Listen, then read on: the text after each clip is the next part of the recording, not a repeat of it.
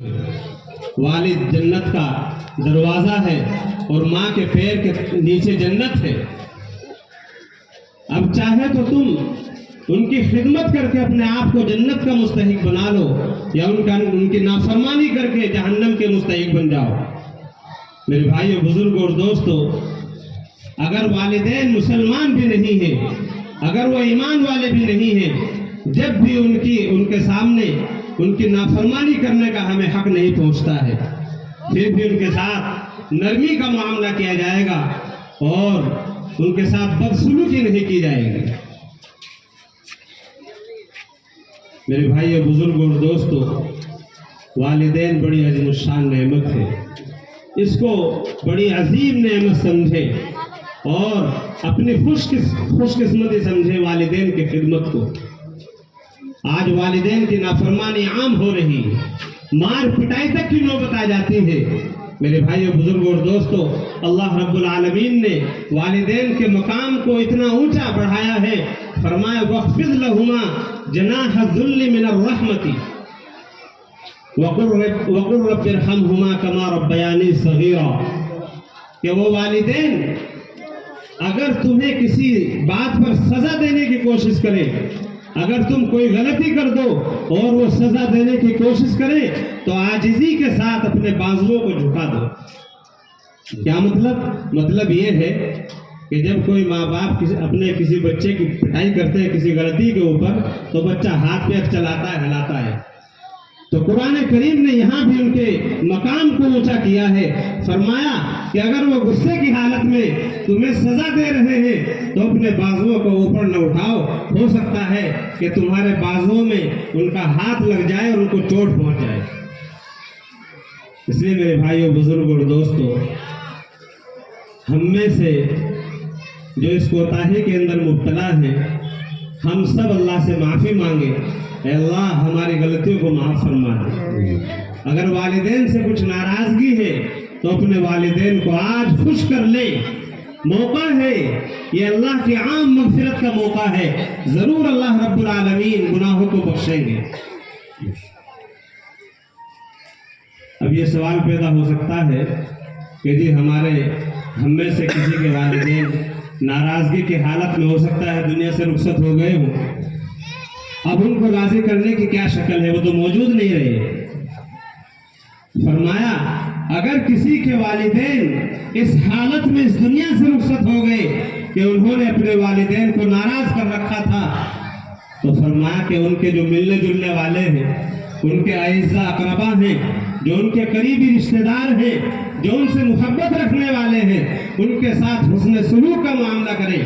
انشاءاللہ اللہ کی ذات سے قوی امید ہے کہ اللہ رب العالمین اس نافرمان اولاد کو فرما برداروں میں شامل فرما دے۔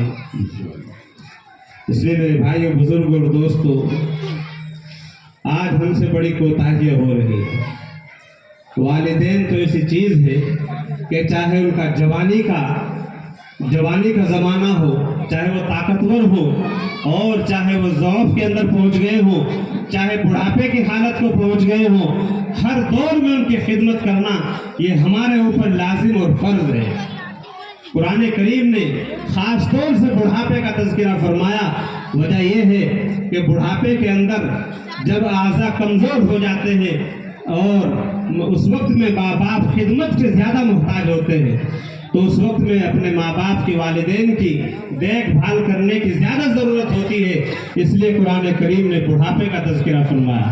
ورنہ تو میرے بھائیوں، ماں باپ تو ایسی عظیم نعمت ہے، چاہے وہ جوانی کے عالم میں ہو، چاہے بڑھاپے کے عالم میں ہو، ہر حال میں ان کی خدمت کرنا یہ ہمارا لازمی فریضہ ہے۔ ایک حدیث پاک کے اندر فرمایا کہ اپنے ماں باپ کے اوپر لعنت مت کیا کرو، اپنے ماں باپ کے اوپر لعنت مت کیا کرو۔ کسی نے پوچھا کہ کیا ماں باپ کے اوپر بھی لعنت ہو سکتی ہے؟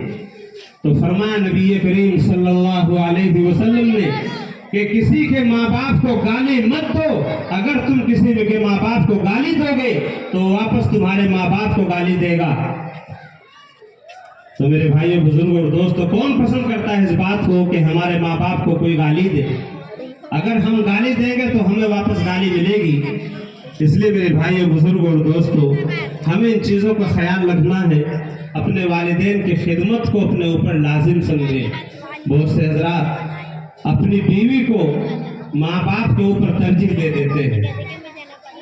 حضرت علقمہ رضی اللہ تعالیٰ عنہ مشہور صحابی ہے۔ میرے بھائی بزرگ اور دوستوں، اس واقعے سے پہلے یہ بات سنیں غور سے کہ ماں باپ کا جو نافرمان ہوتا ہے اس کی عاقبت بھی خطرے میں ہے، ایمان بھی سلب ہو سکتا ہے۔ میرے بھائی بزرگ اور دوستوں، ہمارا جو وجود اس دنیا کے اندر، ہم جو اس دنیا کے اندر موجود ہیں اور ہمارا وجود قائم ہوا ہے تو اس کا ذریعہ ماں باپ بنے ہیں۔ تو فرمایا کہ اگر ماں باپ کی نافرمانی کرو گے تو عاقبت خطرے میں ہے۔ حضرت علقمہ رضی اللہ تعالیٰ مشہور صحابی رسول ہے، کچھ چوک ہو گئی، کوتاہی ہو گئی کہ بیوی کو ماں کے اوپر ترجیح دیتے تھے، بیوی کی بات زیادہ مانتے تھے، ماں کی کم مانتے تھے۔ میرے بھائی بزرگ اور دوستو، بیوی کے بھی حقوق ہوتے ہیں، شریعت اسلامیہ نے اس کی بھی حدود متعین کی ہے کہ بیوی کے کیا حقوق ہیں، والدین کے کیا حقوق ہیں، تو ہمیں دونوں کے حقوق کو پہچاننا ہے۔ بیوی کا بھی حق ادا کرے اور والدہ کا بھی حق ادا کرے۔ حضرت علقمہ رضی اللہ تعالیٰ عنہ، نزا کا وقت ہے، موت کا وقت قریب ہے، زبان سے کلمہ جاری نہیں ہو رہا ہے اور لوگ پریشان ہیں۔ حضرات صحابہ کرام رضی اللہ عنہم حیران ہیں، پریشان ہیں، کیا وجہ ہے کہ ان کی زبان پر کلمہ جاری نہیں ہوتا؟ تلقین کی جا رہی ہے لیکن کلمہ زبان پر جاری نہیں ہوتا۔ تو نبی کریم صلی اللہ علیہ وسلم کو اس کی اطلاع دی گئی کہ یا رسول اللہ، یہ صورتحال پیش آ رہی ہے۔ تو نبی کریم صلی اللہ علیہ وسلم نے ارشاد فرمایا کہ کیا ان کے والدین زندہ ہیں؟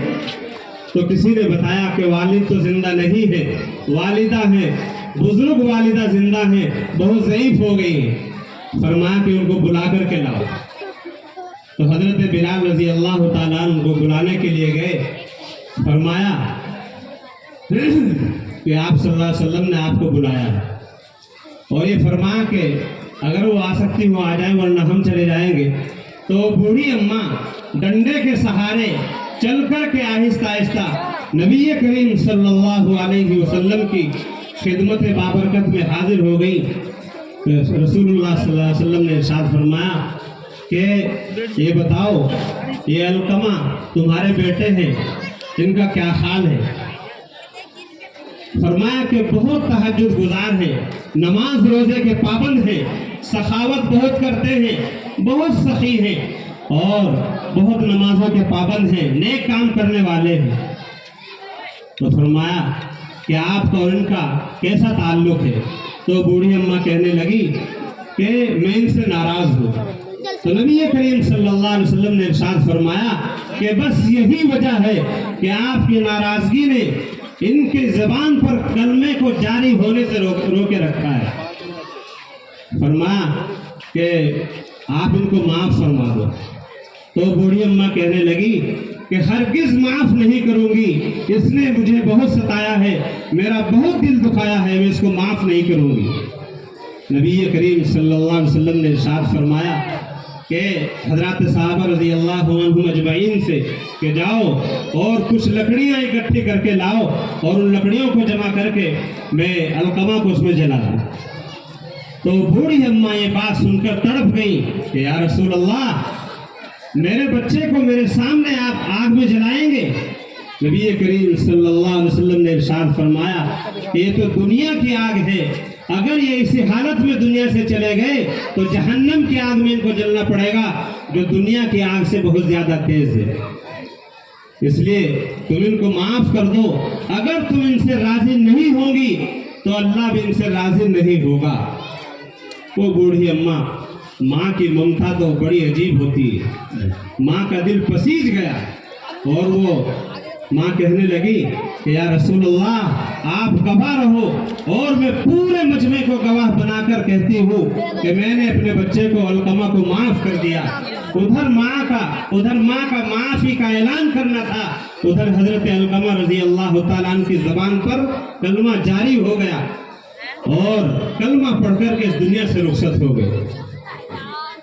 پھر تجہیز و تکفین ہوئی، نماز جنازہ ہوئی، دفن ہوئے۔ نبی کریم صلی اللہ علیہ وسلم نے ارشاد فرمایا، لوگوں اپنی بیوی کو اپنی ماں باپ کے اوپر ترجیح مت دو، ماں باپ کے مقام کو پہچانو۔ اگر تم والدین کی نافرمانی کرو گے تو اللہ تم سے ناراض ہوگا۔